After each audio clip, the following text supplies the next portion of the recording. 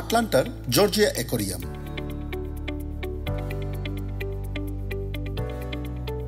বৈচিত্র্যময় সামুদ্রিক জীবন নিয়ে যাদের আগ্রহ, এই প্রেরণাদায়ী স্থানটি তাদেরকে মন্ত্রমুগ্ধ করে ফেলে এক নিমিষেই।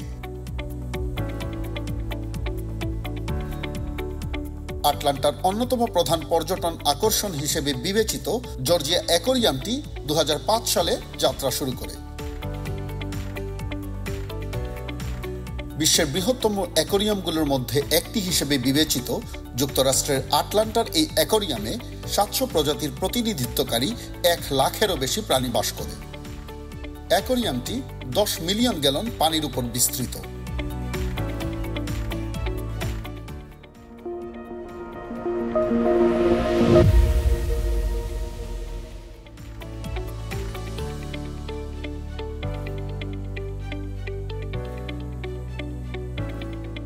রাজকীয় তিমি, হাঙর থেকে শুরু করে ডলফিন, প্রবাল প্রাচীর কি নেই অ্যাকোয়ারিয়ামটিতে।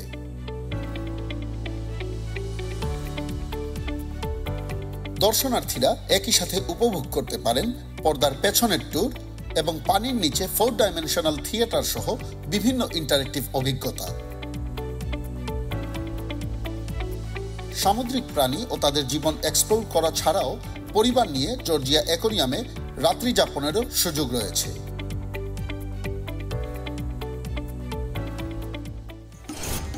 Flyview Travel, where journeys begin. Atoll protected.